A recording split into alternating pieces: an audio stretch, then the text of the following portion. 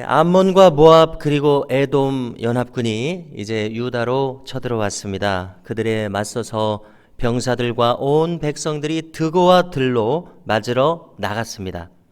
이에 여호사밧 왕은 말합니다. 선지자 역할을 했던 레위인 여하시엘이 말한 대로 백성들에게 명령합니다. 하나님을 신뢰하라고 합니다. 선지자를 신뢰하자고 말합니다. 그래서 백성들이 할 일은 대열을 지어서 나아가는 것이었습니다. 그리고 찬양대를 결성하는 것이 특별한 일입니다. 그들에게 예복을 입힙니다. 군대 앞에서 행진하게 합니다. 그리고 찬송을 외칩니다. 여호와께 감사하세 그의 인자하심이 영원하도다. 이렇게 찬송하게 합니다. 여기서 이 감사하세라는 말은 비교적 잘 알려진 말입니다. 야다라는 말을 썼습니다. 그 뜻은 여러 가지가 있습니다. 첫째 찬송하다, 둘째 감사하다, 셋째 고백하다라는 뜻이 있습니다. 특별히 셋째 고백하다라는 말은 무슨 뜻이겠습니까?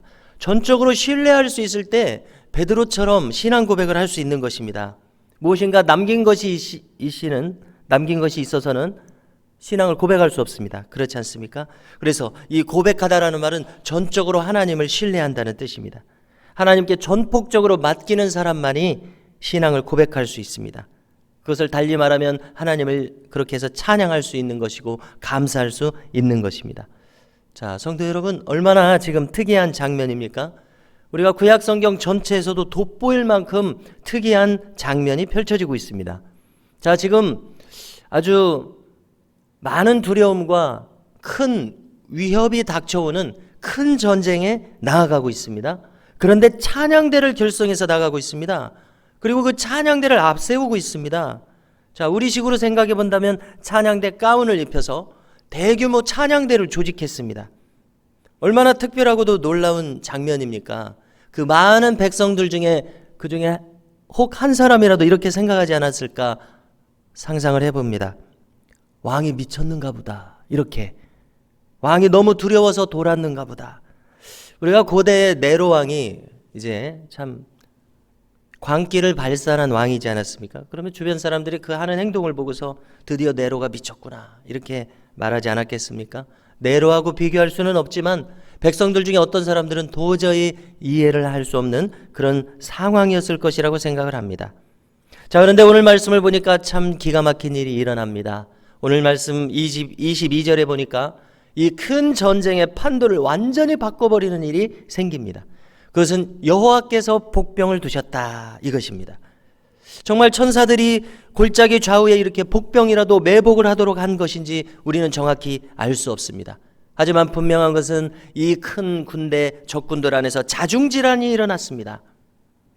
우리가 보통 과거의 태조왕건 같은 전통 사극을 보면은 복병에게 발각되는 순간 무참하게 큰 패배를 겪고 마는 것을 보게 됩니다. 거의 예외가 없습니다.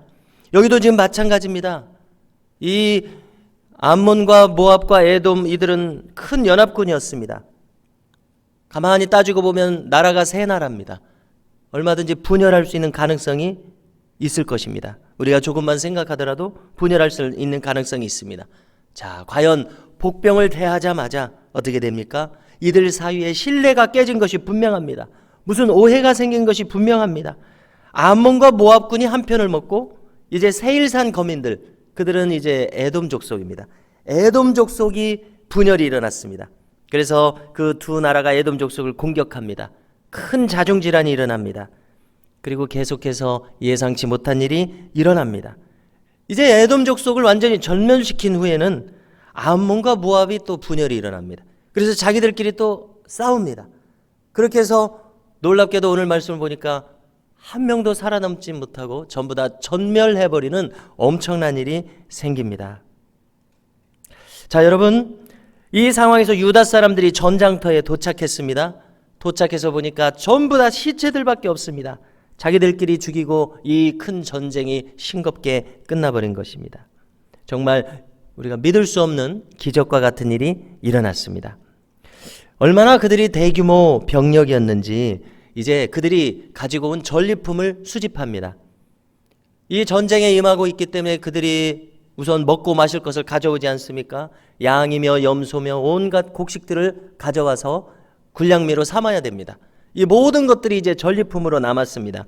그 전리품을 수집합니다. 수집하는데 3일이나 걸렸다 이렇게 기록합니다. 정말 큰 병력이었던 것을 우리가 추측해 볼 수 있는 것이죠. 그리고 이제 넷째 날에 한 골짜기에 온 백성들이 모였습니다. 한마디로 거기서 무엇을 했습니까? 여호와를 송축한지라 말씀합니다. 여기서 이 송축하다라는 말은 시편에도 자주 나오는 히브리어 바락이라는 말을 썼습니다.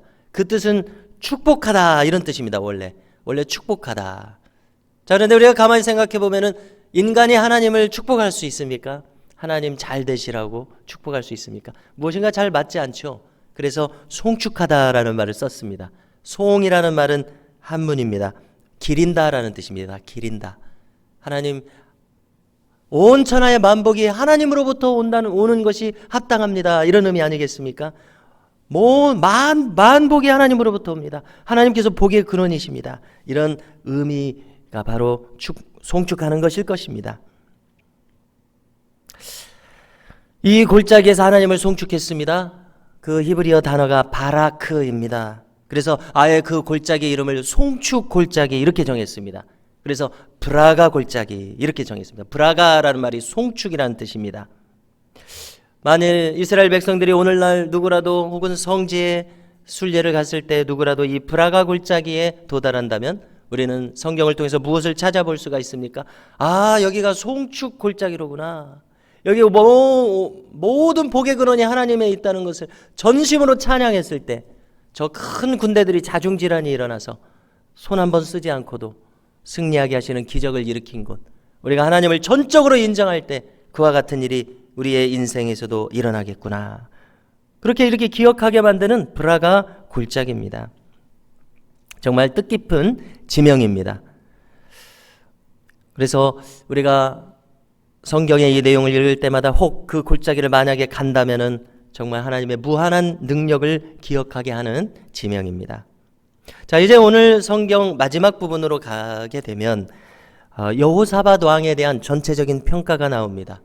그는 35세에 왕이 되었습니다. 그리고 25년을 다스리고 60세까지 왕으로 통치했습니다.